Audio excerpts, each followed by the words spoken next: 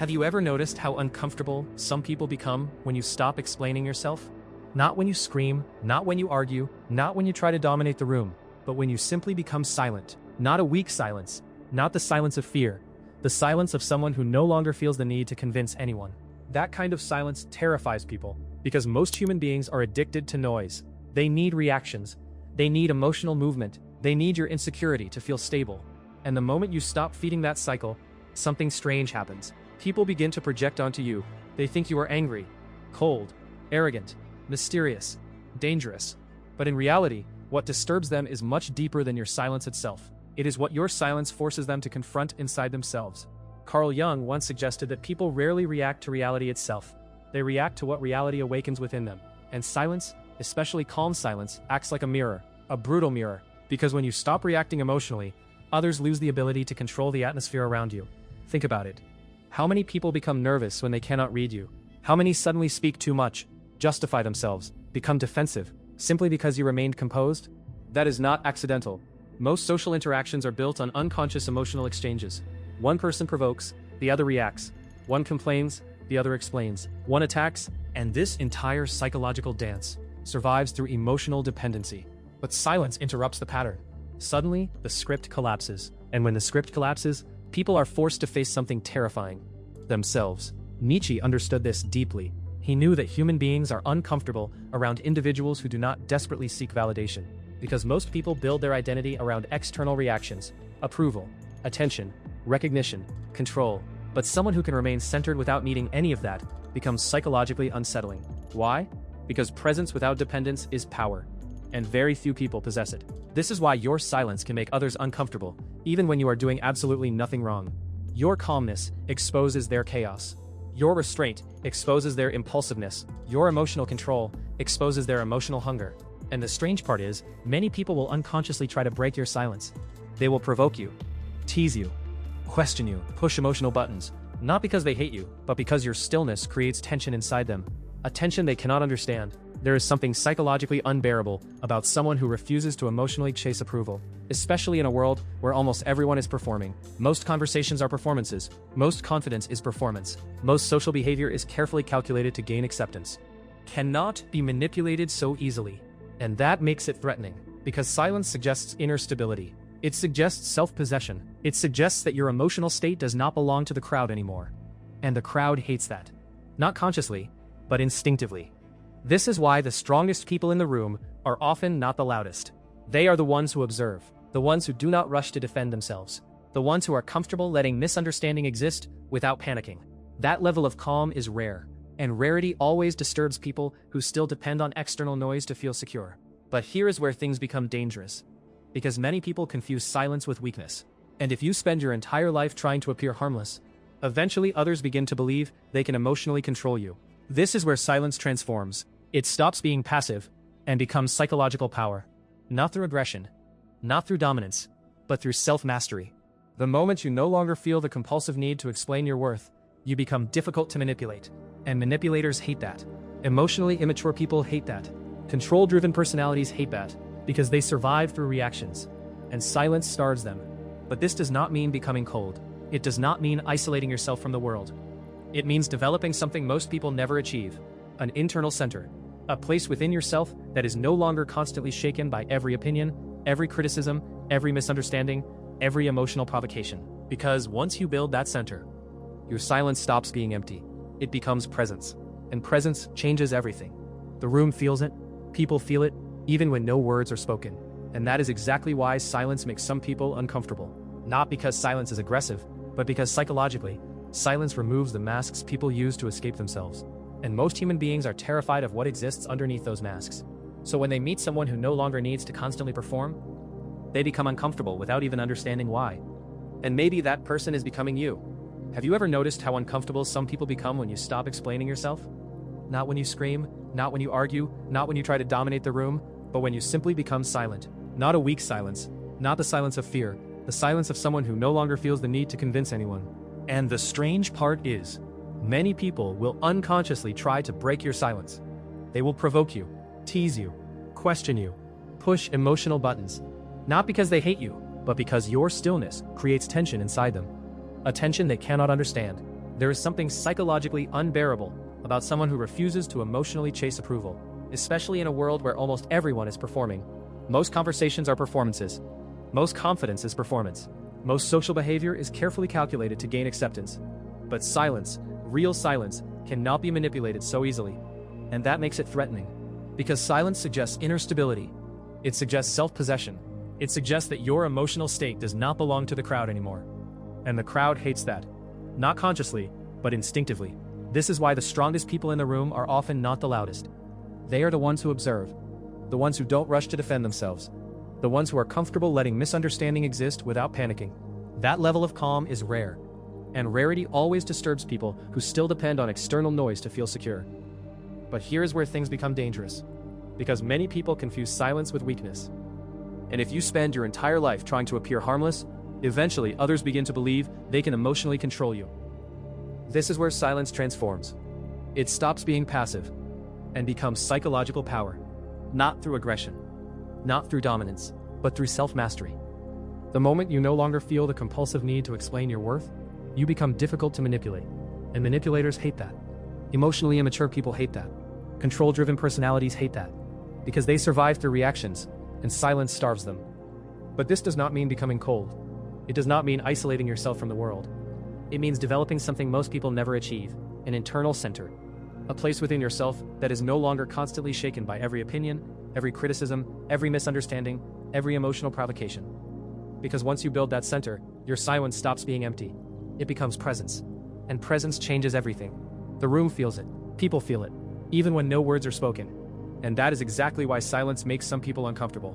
Not because silence is aggressive, but because psychologically, silence removes the masks people use to escape themselves. And most human beings are terrified of what exists underneath those masks. So when they meet someone who no longer needs to constantly perform, they become uncomfortable, without even understanding why. And maybe that person is becoming you. Most people are not disturbed by evil. They are disturbed by independence. A person who constantly seeks approval feels safe, predictable, easy to manage. You know how they will react, you know what controls them, you know which words can manipulate them. But the moment someone becomes emotionally independent, everything changes. And this is where your silence begins to create discomfort.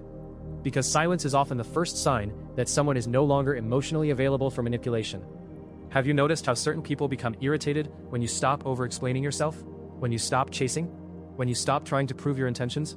When you stop defending every misunderstanding? Suddenly they accuse you of changing. You're different now.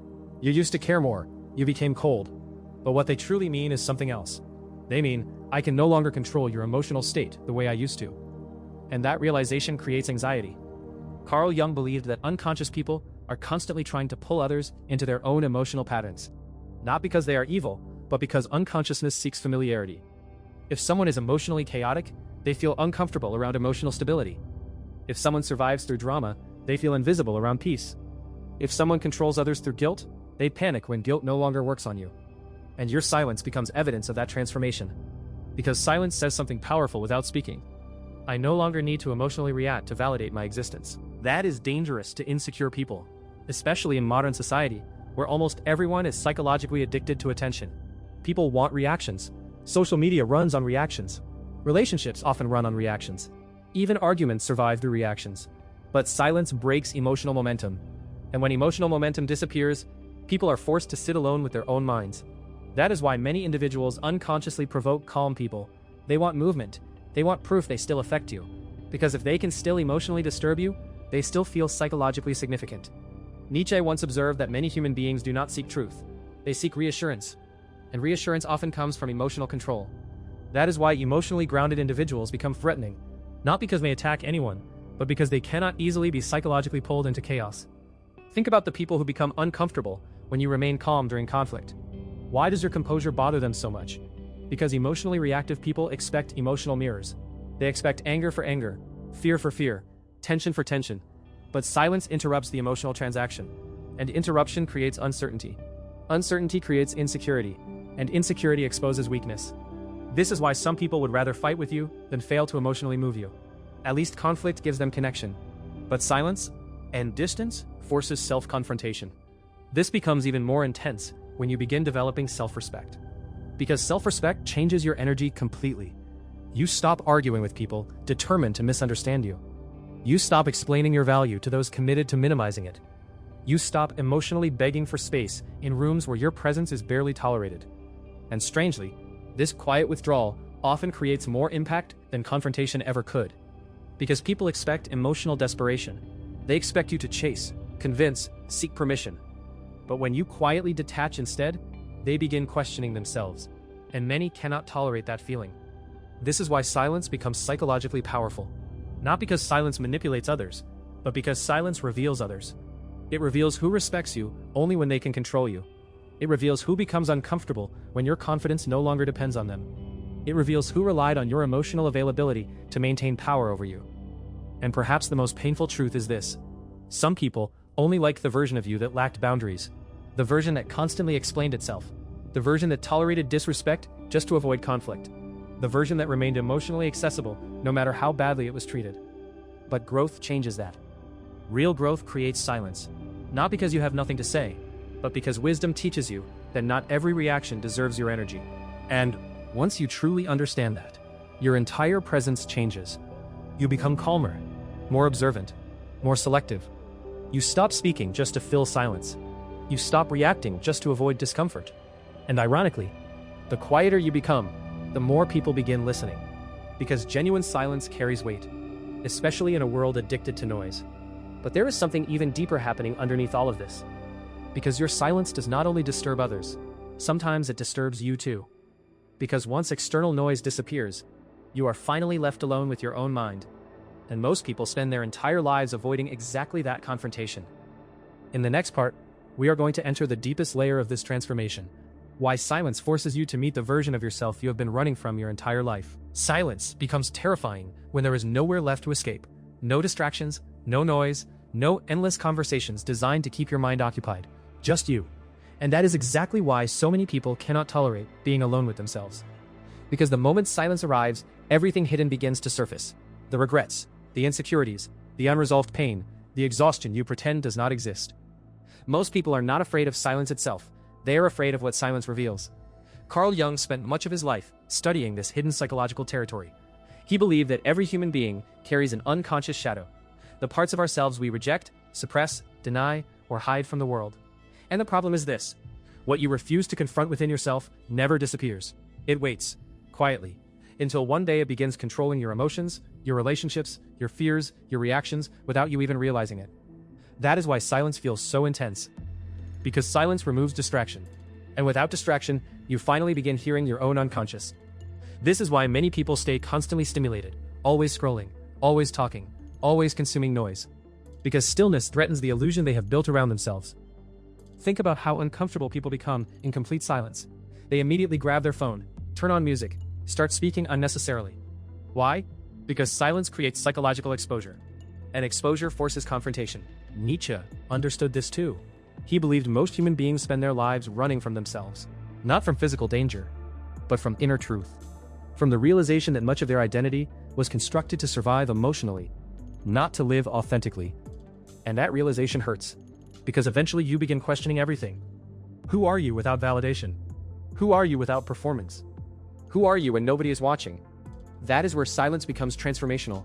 Because silence destroys illusion. Slowly, painfully, but honestly. And the reason your silence makes some people uncomfortable is because it unconsciously reminds them of everything they are trying to avoid within themselves. Your calmness forces comparison. Your self-control exposes their impulsiveness. Your ability to sit with yourself exposes their dependence on distraction. And most people cannot consciously explain why this disturbs them. They simply feel tension around you, a strange discomfort. Because psychologically, a person who is comfortable in silence radiates something rare: inner stability. And inner stability is intimidating in a world built on emotional dependency. But there is another side to this journey. A darker side. Because once you stop escaping yourself, you begin noticing painful truths. You realize how much of your life was spent seeking acceptance. How many times you betrayed your own instincts just to avoid rejection. How many versions of yourself were created to keep other people comfortable. That realization can feel brutal, almost like grief, because part of you begins to die. The people pleaser, the emotional performer, the version of you addicted to external approval. And death, psychological death, is never comfortable. Jung called this process individuation, the painful journey of becoming who you truly are underneath all the masks. Not becoming perfect, not becoming superior, becoming whole, and wholeness requires confrontation. You must confront your fear of loneliness, your fear of being misunderstood, your fear of disappointing people, your fear of no longer fitting inside the expectations others created for you. That is why growth often creates silence before it creates confidence. Because before you become strong, you become aware, painfully aware.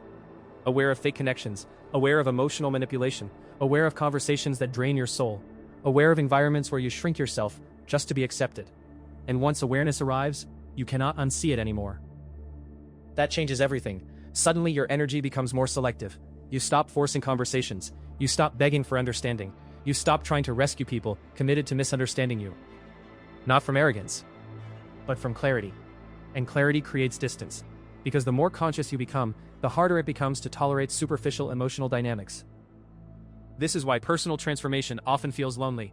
You are no longer emotionally compatible with environments that require self-betrayal. And some people will resent you for that. Not openly, but unconsciously. Because your silence reminds them of the courage they abandoned inside themselves. Your presence becomes a mirror. And mirrors are uncomfortable for people hiding from their own reflection. But there is something even more powerful than silence itself. Something that completely changes how people perceive you. Because eventually, silence stops being merely absence and becomes emotional discipline. And emotional discipline is one of the rarest forms of power in existence. There is something deeply unsettling about a person who remains emotionally composed under pressure. Not emotionless, not cold, controlled, aware, present. Most people lose themselves the moment emotions intensify. Anger takes control, fear takes control, ego takes control. And once emotions take control, clarity disappears. That is why emotional discipline is so rare. Because emotional discipline requires something most people never develop: mastery over impulse. Nietzsche believed the majority of human beings lived reactively, pulled by moods, controlled by external circumstances, driven by unconscious emotional hunger. One compliment changes their confidence. One criticism destroys their peace. One rejection reshapes their identity. Their inner world constantly depends on external movement. But emotionally disciplined people operate differently. They feel deeply, yet they are not ruled by what they feel. And that distinction changes everything. Because when someone cannot easily manipulate your emotions, they lose access to psychological power over you. Think about how unusual this is. Most people can be emotionally controlled with very little effort. Praise them, and they become attached. Ignore them, and they become insecure. Criticize them, and they become defensive. But emotional discipline interrupts this entire mechanism. Because emotionally disciplined people observe their emotions before obeying them. That pause, that small space between feeling and reaction. And people feel that. Even unconsciously, Carl Jung understood that unconscious people are constantly projecting emotional energy outward. They want reactions because reactions validate emotional influence. But when you stop reacting impulsively, something strange happens. People begin revealing themselves more clearly. The manipulator becomes frustrated. The narcissist becomes louder. The emotionally immature person becomes restless. Because your discipline removes the emotional chaos they normally rely on. And chaos feeds many people more than love ever does. This is why calm individuals are often misunderstood. People assume silence means weakness, until they realize the silence comes from control. And controlled people are difficult to dominate. You can see this in everyday life. The person who panics first usually loses control first. The person who desperately explains themselves usually loses emotional positioning first. The person who reacts impulsively exposes their vulnerabilities immediately. But the person who remains grounded, they force everyone else to emotionally reveal themselves first. That is psychological advantage, not manipulation, awareness. And awareness intimidates people who survive through emotional games. Because emotionally disciplined individuals do not easily enter emotional traps. They recognize provocation. They recognize guilt tactics. They recognize attempts to pull them into unnecessary conflict. That word matters. Choose. Most people believe freedom means doing whatever they feel. But Jung and Nietzsche both understood something deeper. True freedom is not emotional indulgence. It is emotional sovereignty. The ability to experience emotion without becoming enslaved by it. And that level of self-control creates enormous psychological presence. Because emotional discipline communicates something powerful. My mind belongs to me. Very few people can honestly say that. Most minds are constantly occupied by external influence, social pressure, validation, fear of rejection, fear of judgment, fear of loneliness. But emotionally disciplined individuals begin freeing themselves from those chains, slowly, painfully, but permanently. And the moment that transformation begins, people notice. Even if you say nothing, your energy changes, You stop overreacting. You stop emotionally chasing people. You stop feeling responsible for everyone else's emotional comfort. And some people will interpret this growth negatively, because emotionally dependent people often feel abandoned when you stop participating in unhealthy emotional patterns. This is why your silence can suddenly make others uncomfortable. You are no longer emotionally available in the same way. You are no longer easy to provoke, easy to guilt, easy to destabilize. And when people lose emotional access to you, they often mistake your boundaries for arrogance. But boundaries are not arrogance. And self-respect terrifies people who benefited from your lack of it. That truth is painful, because eventually you realize some relationships only survived through your emotional exhaustion, your over-explaining, your tolerance, your inability to say enough. But emotional discipline changes your standards. You begin protecting your peace differently, not through isolation, through discernment. You start recognizing who drains your spirit, who only appears when they need emotional energy, who becomes uncomfortable when you stop shrinking yourself. And this awareness creates another difficult transformation: detachment. Not hatred, not bitterness, detachment. The quiet understanding that not everyone deserves unlimited access to your energy. And once you learn that, your silence becomes intentional. No longer fearful, no longer uncertain, but conscious. And conscious silence has weight. It changes how people interact with you. Because emotionally disciplined people radiate something difficult to fake: internal order. And internal order is intimidating in a world where most people are internally at war with themselves. But emotional discipline comes with a price, a heavy one, because the more emotionally conscious you become, the more isolated you may feel from emotionally unconscious environments. And that loneliness can become overwhelming if you do not understand it correctly. One of the hardest truths about personal transformation is this: the moment you begin changing internally, many of your relationships begin changing too. Not because you suddenly became better than anyone, but because you stopped abandoning yourself to maintain connection. And that shift alters everything. At first, you think people will celebrate your growth. You think emotional maturity will improve every relationship. But often the opposite happens. Some people become distant. Others become irritated. Others quietly disappear. Why? Because many relationships are unconsciously built on emotional roles. One person always comforts. One person always sacrifices. One person always tolerates. One person always stays silent to keep the peace. And when you stop playing the role people assign to you, the relationship becomes unstable. Carl Jung believed that most human interactions are deeply psychological. People are not only relating to who you are, they are relating to the version of you that satisfies their unconscious needs. So when you begin changing, they feel threatened, not always consciously, but emotionally, because your growth forces them to confront their own stagnation, and very few people enjoy that feeling. This is why emotionally evolving individuals often experience loneliness, not because they reject people, but because many connections cannot survive self-respect. Think about how many relationships survive only through self-betrayal. You stay quiet about what hurts you. You tolerate disrespect. You suppress your real thoughts. You shrink your personality to remain acceptable. And eventually, you become emotionally exhausted without understanding why. Because your soul feels the dishonesty, even when your mouth says everything is fine. Nietzsche warned about this kind of existence. He believed most people sacrifice authenticity for belonging. They choose acceptance over truth, comfort over growth, approval over individuality. And slowly, without realizing it, they disappear inside the expectations of others. But growth interrupts that process. Growth asks dangerous questions. Who are you trying to please? Why are you afraid of disappointing people? Why does rejection feel more frightening than self-abandonment? Those questions change a person forever. Because once you begin answering honestly, you start seeing relationships differently. You recognize who truly respects you, and who only preferred the version of you that was easier to control. That realization hurts deeply. Because some people you loved may only love your emotional availability, not your authenticity. They liked your silence when it came from insecurity, but they dislike your silence when it comes from confidence. They liked your kindness when it required self-sacrifice, but they become uncomfortable once your kindness develops boundaries. This is why growth often feels emotionally isolating. You are no longer emotionally compatible with certain dynamics, and compatibility matters more than attachment. That truth is painful because humans naturally crave connection. We want to belong. We want understanding. We want emotional safety. But Jung understood something important. Becoming whole sometimes requires temporary solitude. Because solitude reveals who you are without constant external influence. And most people never experience that. They jump from distraction to distraction, relationship to relationship, validation to validation, without ever truly meeting themselves. But silence changes that. Silence forces self-encounter, and self-encounter transforms identity. Slowly you begin enjoying your own company. Not from arrogance, from peace. You stop needing constant noise to avoid yourself. You stop needing endless attention to feel valuable. You stop chasing emotionally unavailable people just to prove your worth. And once that emotional independence develops, your standards rise naturally. Not because you become cold, but because your inner world becomes too valuable to constantly expose to chaos. This is why emotionally conscious people become selective. They protect their energy carefully.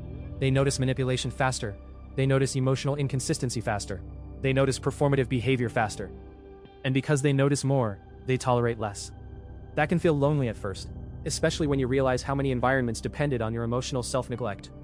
But eventually something beautiful happens. Loneliness transforms into clarity.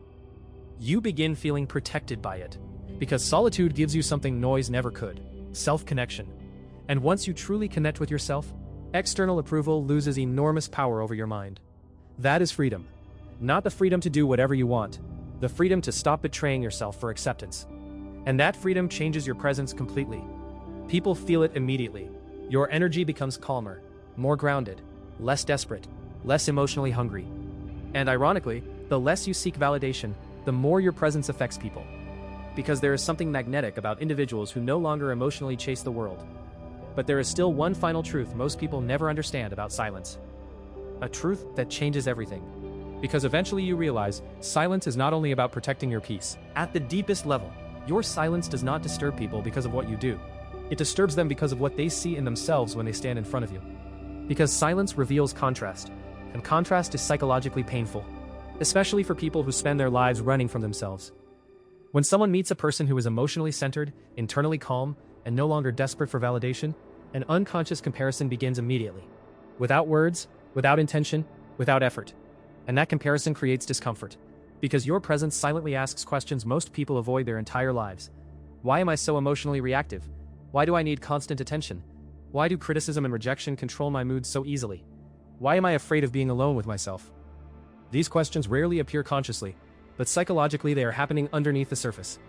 And this is why emotionally grounded people often intimidate others without trying to.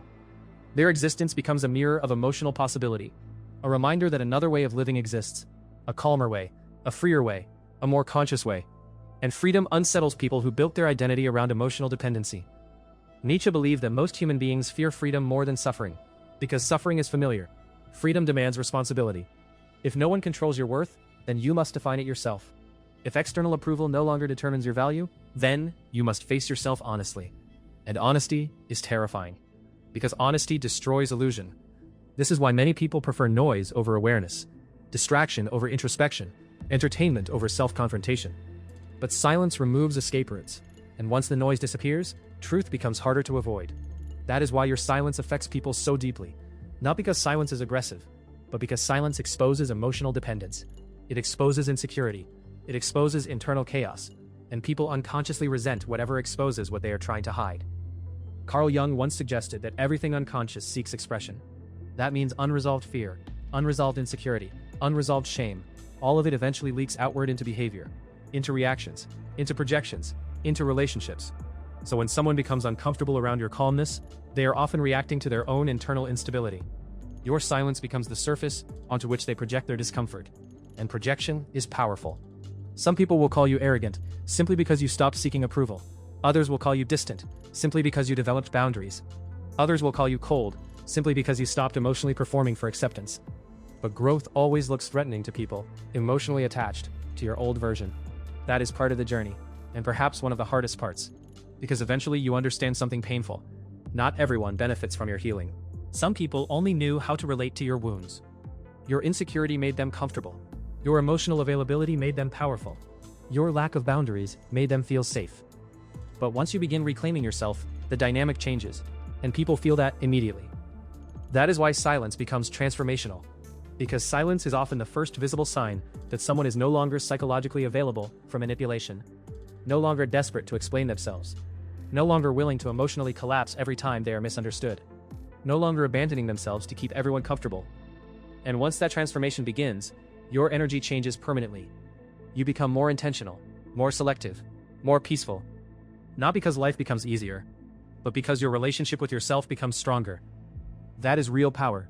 Not dominance over others, dominance over your own unconscious patterns. Jung believed the greatest human task was individuation, the process of becoming whole. Not perfect, whole, integrated, aware. And awareness changes the way you move through the world. You stop reacting to everything. You stop personalizing every opinion. You stop treating rejection like proof of unworthiness. Because once you truly know yourself, external noise loses much of its power. Not emptiness, depth. It carries observation, discernment, presence. And people feel that before you even speak. Because authentic inner stability is rare, especially in a world addicted to emotional performance.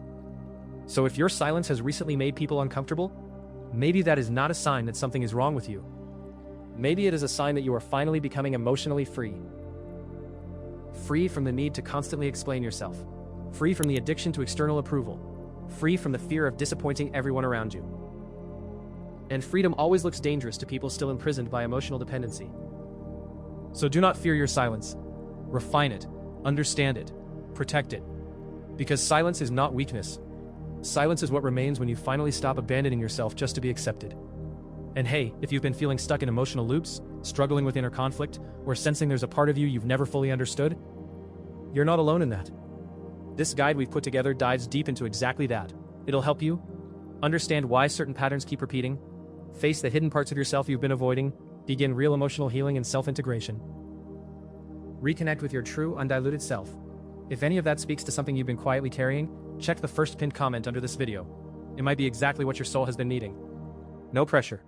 No rush.